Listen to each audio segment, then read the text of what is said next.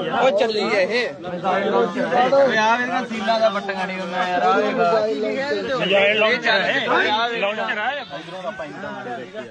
ಹೆಚ್ಚು ದೂರದವರೆಗೆ ದಾಳಿ ಮಾಡುವಂಥ ಕೆಪಾಸಿಟಿ ಇದ್ದಂಥ ಕ್ರೂಸ್ ಕ್ಷಿಪಣಿ.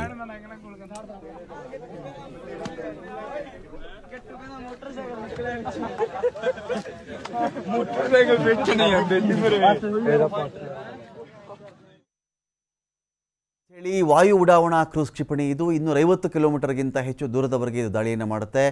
ಆಳವಾದ ತುಂಬ ಡೀಪ್ ಇಂಪ್ಯಾಕ್ಟ್ ಆಗಬೇಕು, ತುಂಬ ಆಳಕ್ಕೆ ಪೆಟ್ಟುಗಳು ಬೀಳಬೇಕು, ಆ ಥರ ಸಾಮರ್ಥ್ಯ ಹೊಂದಿರತಕ್ಕಂಥ ವೆಪನ್ ಇದು.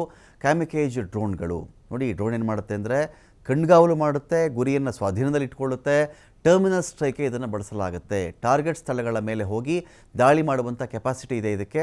ರಿಮೋಟ್ ಕಂಟ್ರೋಲ್ ಅಡಿಯಲ್ಲಿ ಬೆದರಿಕೆಯನ್ನು ಪತ್ತೆ ಮಾಡ್ತವೆ ಇವೆಲ್ಲವೂ ಕೂಡ. ಅದರದ್ದು ಥ್ರೆಟ್ ಇದ್ದರೆ ಅದನ್ನು ರಿಮೋಟ್ ಕಂಟ್ರೋಲ್ನಿಂದನೇ ಫೈಂಡ್ ಔಟ್ ಮಾಡುವಂಥ ಸಾಮರ್ಥ್ಯ ಈ ಒಂದು ತಂತ್ರಜ್ಞಾನಕ್ಕೆ ಇರುತ್ತೆ. ಇದ್ರ ಬಗ್ಗೆ ಮಾತಾಡಲಿಕ್ಕೆ ನಮ್ಮ ಮುಂದೆ ಇದೀಗ ನಾಗರಾಜ್ ಗೌಳಿ ಅವರಿದ್ದಾರೆ, ಕಾರ್ಗಿಲ್ ಯುದ್ಧದ ವೀರ ಯೋಧ. ನಾಗರಾಜ್ ಗೌಳಿ ಅವರೇ ನಮಸ್ಕಾರ. ನಮಸ್ಕಾರ ಸರ್. ಹೇಗನ್ನಿಸ್ತು ಭಾರತದ ಆಪರೇಷನ್ ಸಿಂಧೂರ್? ಮೊದಲಿಗೆ ಸರ್, ನಮ್ಮ ದೇಶಕ್ಕೆ ಒಂದು ಒಳ್ಳೆಯ ಅಭಿಮಾನದ ವಿಷಯ, ನಮಗೆ ಹೆಮ್ಮೆ ಇದೆ. ಇವತ್ತು ನಮ್ಮ ಭಾರತ ಸರ್ಕಾರ ಈ ಒಂದು ಸದೃಢವಾಗಿರುವಂಥ ನಿರ್ಧಾರ ತಗೊಂಡಿದೆ. ಈಗಾಗಲೇ ನನ್ನ ಕಳೆದ 31 ವರ್ಷದ ಸೇವಾವಧಿಯಲ್ಲಿ ಆಪರೇಷನ್ ವಿಜಯ್ ಅನ್ನುವಂಥದ್ದು, ಕಾರ್ಗಿಲ್ ಯುದ್ಧ ಮತ್ತು ಆಪರೇಷನ್ ಪರಾಕ್ರಮ 2001ರಲ್ಲಿ ನಡೆದಿರುವಂಥ ಆಪರೇಷನ್ ಪರಾಕ್ರಮ, ಸಂಸತ್ ಭವನ ಮೇಲೆ ಯಾವಾಗ ಅವರು ದಾಳಿ ಮಾಡಿದ್ರು ಅವಾಗೆ ನಾವು ನಿರುತ್ತರವಾಗಿ ನಾವು ಯಶಸ್ವಿಯಾಗಿ ಅದನ್ನು ಕಾರ್ಯಾಚರಣೆ ಮಾಡಿ ನಾವು ಅದನ್ನು ಯಶಸ್ವಿ ಆಗಲಿಕ್ಕೆ ಕಾರಣೀಭೂತರಾಗಿದ್ದೇವೆ ಅನ್ನುವಂಥದ್ದು ನಮ್ಮ ಭಾರತೀಯ ಸೇನೆಗೆ ಹೆಮ್ಮೆ ಇದೆ. ಈಗಾಗಲೇ ಭಾರತ ಸರ್ಕಾರ ತೊಗೊಂಡಿರುವಂಥ ನಿರ್ಧಾರ ಆಗಲಿ ಅಥವಾ ನಮ್ಮ ಭಾರತೀಯ ಸೇನೆ ತೊಗೊಂಡಿರುವಂಥ ನಿರ್ಧಾರಕ್ಕೆ ನಾವು ಸನ್ನದ್ಧರಾದೀವಿ. ನಮ್ಮ ಹತ್ರ ಅಷ್ಟು ಸುಸಜ್ಜಿತವಾಗಿರುವಂಥ ಶಸ್ತ್ರಾಸ್ತ್ರಗಳು ಈಗಾಗಲೇ ನಾವು ಪ್ರೂಫ್ ಮಾಡಲಿಕ್ಕೆ ಸಾಕಷ್ಟು ಸರ್ಜಿಕಲ್ ಸ್ಟ್ರೈಕನ್ನು ನಾವು ಮಾಡಿದ್ದೇವೆ. ಈ ಯುದ್ಧದಲ್ಲೂ ಸಹ ನಮಗೆ ಯಾವುದೂ ಪ್ರಾಬ್ಲಮ್ ಇಲ್ಲ ಸರ್. ನಮ್ಮ ಹತ್ರ ನಮ್ಮ ಭಾರತೀಯ ಸೇನೆಯಲ್ಲಾಗಲಿ, ಆರ್ಮಿ, ನೇವಿ, ಏರ್ಫೋರ್ಸ್ನಲ್ಲಾಗಲಿ ಅಥವಾ ಪ್ಯಾರಾಮಿಲಿಟ್ರಿಯಲ್ಲಾಗಲಿ ಸುಸಜ್ಜಿತವಾಗಿರುವಂಥ ಶಸ್ತ್ರಾಸ್ತ್ರ ನಮ್ಮ ಹತ್ರ ಇದೆ. ನಾವು ಮುಂದೆ ಆದ್ರೂ ನಾವು ಯುದ್ಧ ಮಾಡಿ ನಮ್ಮ ದೇಶಕ್ಕೆ ಬಂದಿರುವಂಥ ಯಾವುದೇ ಕಷ್ಟ ಇರಲಿ ನಾವು ಅದನ್ನು ಯಶಸ್ವಿಯಾಗಿ ಕಾರ್ಯಾಚರಣೆ ಮಾಡ್ತೇವೆ ಅನ್ನುವಂಥದ್ದು ನಮ್ಮ ಹತ್ರ ಧೈರ್ಯ ಇದೆ ಸರ್. ಈಗ ನಾಗರಾಜ್ ಅವರೇ, ನನ್ನ ಪಾಯಿಂಟ್ ಈಗಾಗಲೇ ಸಾಕಷ್ಟು ಏನು ಅಂತ ಹೇಳಿದ್ರೆ, ಈಗ ಒಂದು ಭಾರತ ತನ್ನ ಯಾವುದೇ ಸೈನಿಕರನ್ನು ಪಾಕಿಸ್ತಾನ ನೆಲಕ್ಕೆ ಕಳಿಸ್ದೇನೆ ಇಂಥ ದಾಳಿಯನ್ನು ಮಾಡಿರೋದಲ್ಲಿ ಮಿಸೈಲ್ಗಳ ಮೂಲಕ, ಕ್ಷಿಪಣಿಗಳ ಮೂಲಕವಾಗಿ ಅಂತ ಹೇಳಿ, ನೀವು ಆ ಯೋಧರನ್ನು ಕಣ್ಣಾರೆ ಕಂಡು ಆ ಯುದ್ಧವನ್ನು ಫೇಸ್ ಮಾಡಿದಂಥವ್ರು ಕಾರ್ಗಿಲ್ ಸಂದರ್ಭದಲ್ಲಿ, ಏನು ಈ ಪಾಕಿಸ್ತಾನದ ಯೋಧರು ಅಂದರೆ ಏನು, ಇವರ ಸಾಮರ್ಥ್ಯ ಏನು, ಇವರ ಸ್ಟ್ರಾಟಜಿಗಳು ಹೇಗಿರ್ತವೆ, ಏನು ಪುಕ್ಕಲಿ ಇವರು ಯಾವಾಗಲೂ ಪುಕ್ಕಲ್ ಕೆಲಸನೇ ಮಾಡೋದು ಅಂದರೆ ರಣಧೀರರ ಕೆಲಸ ಅಲ್ಲ, ರಣಹೇಡಿಗಳ ಕೆಲಸನೇ ಅವ್ರ ಜೀವನ ಪರ್ಯಂತ ಮಾಡ್ಕೊಂಡು ಬಂದಿರೋದು. ಏನು ಅನಿಸ್ತಾ ಇತ್ತು ನಿಮಗೆ ಆ ಪಾಕಿಸ್ತಾನ? ನೀವು ಒಂದು ಕಡೆ ಕಾರ್ಗಿಲ್ಲಲ್ಲಿ ಒಂದೊಂದು ದಿನ ಒಂದೊಂದು ಬೆಟ್ಟವನ್ನು, ಪರ್ವತವನ್ನು ಗೆದ್ದುಕೊಂಡು ಮುಂದೆ ಸಾಕ್ತಾ ಇದ್ದಂತೆಯೇ ಪೇರಿ ಕೀಳ್ತಾ ಇದ್ರು. ಕೆಲವು ಬಂಕರ್ಗಳಲ್ಲಿ ಬಾಂಬ್ಗಳನ್ನ ಹುದುಗಿಸಿಟ್ಟುಬಿಟ್ಟು ಓಡ್ತಾ ಇದ್ರಿ ಇವರು, ಯಾರನ್ನ ಬಂಕರ್ಗೆ ಬಂದು ಸತ್ತೋಗ್ಲಿ ಅಂತ ಹೇಳಿ. ನೀವು ನೋಡಿದಂತೆ ಆ ಸೈನ್ಯ ಅಂದರೆ ಏನು ಅಂತ ಸರ್? ಮೊದಲೇ ಮಾತು, ಅವರು ಯುದ್ಧ ಮಾಡಲಿಕ್ಕೆ ಬಂದಿದ್ದಿಲ್ಲ. ಯಾವಾಗ ನಮ್ಮ ಹತ್ರ ಎಕ್ಸ್ಟ್ರೀಮ್ ಕ್ಲೈಮೇಟ್ ಇತ್ತು ಅಂದಾಗ ಅವರು ಆ ಜಗವನ್ನು ಡಾಮಿನೇಟ್ ಮಾಡ್ಕೊಂಡಿದ್ರು. ಬಾಕಿ ನಮ್ಮ ಮುಂದೆ ಬಂದು ಅವರು ಯುದ್ಧ ಮಾಡಲಿಕ್ಕಾಗಲಿ ಅಥವಾ ನಮ್ಮ ಮುಂದಗಡೆ ಬಂದು ನಮ್ಮ ಜಗವನ್ನು ಅಕ್ವೈರ್ ಮಾಡ್ಕೊಂಡಿದ್ದಿಲ್ಲ. ಯಾವಾಗ ನಾವು ನಮ್ಮ ಆಪರೇಷನನ್ನು ಅಥವಾ ನಮ್ಮ ಕಾರ್ಯಾಚರಣೆಯನ್ನು ನಾವು ಸ್ಟಾರ್ಟ್ ಮಾಡಿದ್ವಿ, ಆವಾಗ ಅಲ್ಲಿಂದ ಅವರಿಗೆ ಓಡಬೇಕಾಯಿತು. ಯಾಕಂದರೆ ನಮ್ಮ ಹತ್ರ ನಮ್ಮ ಸರ್ಕಾರ ಅಥವಾ ನಮ್ಮ ದೇಶದ ಬೆನ್ನೆಲುಬು ಆಗಿರುವಂಥವ್ರು, ನಮಗೆ ಇಡೀ ದೇಶದ ಜನ ನಮಗೆ ಬೆನ್ನೆಲುಬಾಗಿತ್ತು. ಆದರೆ ಅದು ನಾವು ಪಾಕಿಸ್ತಾನ ಸೈನಿಕರಲ್ಲಿ ನೋಡಿದಾಗ ಅದು ಒಂದು ಸ್ವಲ್ಪ ಕಡಿಮೆ ಅಂತ ಅನ್ಸುತ್ತೆ. ಕಡಿಮೆ ಸ್ವಲ್ಪ ಅಂತಂದ್ರೆ ಕಡಿಮೆನೇ ಇದೆ. ಎರಡನೇದು, ನಮ್ಮ ಹತ್ರ ಇರುವಂಥ ಶಸ್ತ್ರಾಸ್ತ್ರದ ಜೊತೆಗೆ ಅಥವಾ ಅದ್ರ ಮುಂದ್ಗಡೆ ಅವರು ಯುದ್ಧ ಮಾಡುವಂಥ ಸಾಮರ್ಥ್ಯ ಇಲ್ಲ ಸರ್.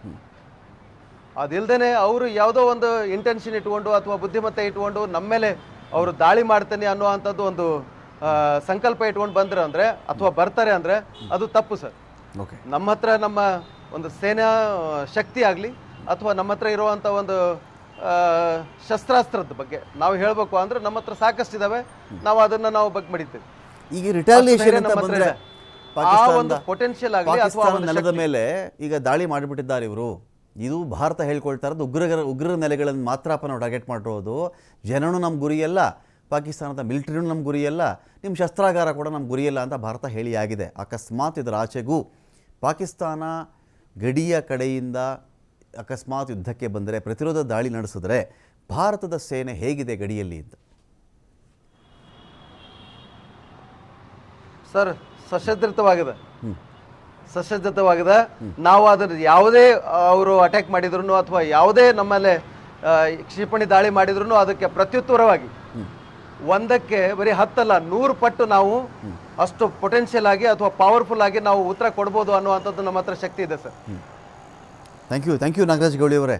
ಸಾಕಷ್ಟು ವಿಷಯಗಳ ಬಗ್ಗೆ ತಾವು ತಮ್ಮ ಅನುಭವವನ್ನು ಹಂಚಿಕೊಂಡಿದ್ದೀರಿ. ಥ್ಯಾಂಕ್ ಯು ಸೋ ಮಚ್ ನಿಮ್ಮ ಜೊತೆಯಲ್ಲಿ ಮಾತನಾಡೋದಕ್ಕಾಗಿ.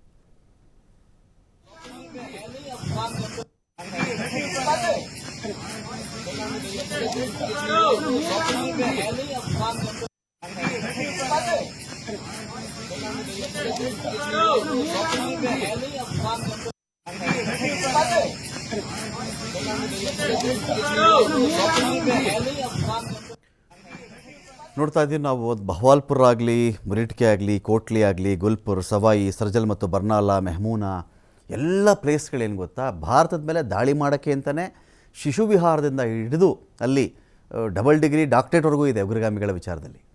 ಒಂದು ಶಿಶು ವಿಹಾರದಿಂದ ಶುರುವಾಗಿ ಡಾಕ್ಟ್ರೇಟ್ವರೆಗೂ ಬಂದರೆ ಹೇಗೋ ವಿದ್ಯಾಭ್ಯಾಸದ ವಿಚಾರದಲ್ಲಿ, ಆ ಥರ ಟೆರರಿಸಮ್ ವಿಚಾರದಲ್ಲಿ ಇವೆಲ್ಲವೂ ಕೂಡ ಇಷ್ಟು ಪ್ಲೇಸ್ಗಳು. ಶಿಶು ವಿಹಾರದಿಂದ ಶುರುವಾಗಿ ನರ್ಸರಿ, ಇನ್ನೊಂದು ಮತ್ತೊಂದು, ಪ್ರಾಥಮಿಕ ಶಾಲೆ, ಆನಂತರದ ಶಾಲೆ, ಧರ್ಮಾಂಧತೆಯ ಬೋಧನೆ, ಅವ್ರನ್ನ ಸಾಯಿಸು, ಜಿಹಾದು, ಯಾವ ಥರ ಸಾಯಿಸಬೇಕು, ನೀನು ಸತ್ತರೆ ದೇವ್ರ ಹತ್ರನೇ ಡೈರೆಕ್ಟಾಗಿ ಹೋಗ್ಬಿಡ್ತೀನಿ, ನಿನಗೆ ಅಲ್ಲಿ ಸ್ವರ್ಗ ಇದೆ, ಸ್ವರ್ಗದಲ್ಲಿ ಅದ್ಭುತವಾದಂಥ ಕನ್ಯರು ನಿನಗಿದ್ದಾರೆ ಅಂತ ಸಾರೋದಿದೆಯಲ್ಲ ಇಡೀ ಮ್ಯಾಪು. ಇಷ್ಟು ಮ್ಯಾಪ್ಗಳಿಗೆ ಸಂಬಂಧಪಟ್ಟಂತೆ ಇದರಲ್ಲಿ ಬಹವಾಲ್ಪುರ, ಮುರಿಟ್ಕೆ, ಕೋಟ್ಲಿ, ಗುಲ್ಪುರ್, ಸವಾಯಿ, ಸರ್ಜಲ್ ಮತ್ತು ಬರ್ನಾಲಾ, ಮೆಹಮೂನಾ ಇಷ್ಟು ಕೂಡ ಭಾರತದ ಮೇಲೆ ದಾಳಿ ಮಾಡಬೇಕು ಅಂತಲೇ ಇರತಕ್ಕಂತಹ ಈ ಉಗ್ರರ ಯೂನಿವರ್ಸಿಟಿಗಳಿವೆಲ್ಲವೂ ಕೂಡ. ಉಗ್ರರದು ಯೂನಿವರ್ಸಿಟಿಗಳಿವು, ವಿಶ್ವವಿದ್ಯಾಲಯಗಳು ಉಗ್ರರಿಗಿವು. ಬೇರೆ ಏನು ಕೆಲಸ ಇಲ್ಲ ಇಲ್ಲಿ, ಇಷ್ಟೇ ಕೆಲಸ. ಇಂಡಿಯಾನ ನೀನು ಬಿಡಬೇಡ, ಇಂಡಿಯಾದವ್ರನ್ನ ಬಿಡಬೇಡ, ಅಲ್ಲಿ ಜನಗಳು ಸಾಯಿಸು, ಕೊಲ್ಲು, ಜೀವನದ ಅತಿ ದೊಡ್ಡ ಧ್ಯೇಯ ಇದನ್ನು ಮಾಡಿದ್ರೇ ಪರಮಾತ್ಮ ಮೆಚ್ಚೋದು ನಿನಗೆ ಹೇಳಿ ಕಳಿಸ್ಬಿಡೋದು ಅಂಥ ಎಲ್ಲ ನೆಲೆಗಳ ಮೇಲೆ ಇವತ್ತು ಭಾರತ ಏರ್ ಸ್ಟ್ರೈಕನ್ನು ಮಾಡಿದೆ. ಇದರ ಹೆಸರು ಆಪರೇಷನ್ ಸಿಂಧೂರ.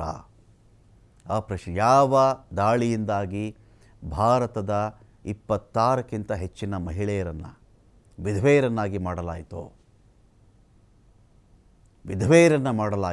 ಅವರ ನೆನಪಿನಲ್ಲಿ ಅವರೆಲ್ಲ ಮಹಿಳೆಯರು ಒಂದೇ ಮಾತು ಕೇಳ್ತಾ ಇದ್ದಿದ್ದು, ನಮ್ಮನ್ನು ಇನ್ನು ಮೇಲೆ ಭಾರತೀಯನ ಮುಟ್ಟಕ್ಕೂ ಹೆದರ್ಕೊಳ್ಬೇಕು, ಅಂಥ ಪಾಠ ಕಲಿಸ್ಬೇಕು ಇವರಿಗೆ ಅಂಥೇಳಿ. ಬಹುಶಃ 15 ದಿನಗಳಲ್ಲಿ ಅಂಥ ಪಾಠದ ಮೊದಲ ಸಾಲನ್ನು ಭಾರತ ಇಲ್ಲಿ ತೋರಿಸ್ತಾ ಇದೆ. ಬರೀ ಪೂರ್ತಿ ಪಾಠ ಅಲ್ಲ, ಇದು ಬರೀ ಮೊದಲ ಸಾಲು. ಇದರ ಮೇಲೂ ಏನಾದರೂ ಕಿಮುಕ್ಕಂದರೆ, ಕೆಮ್ಮಿದರೆ, ಇನ್ನೂ ಗಡಿ ತಂಟೆ ಮಾಡಿದ್ರೆ ಭಾರತದ ಬಳಿಯಲ್ಲಿ ಇನ್ನೂ ಇದೆ.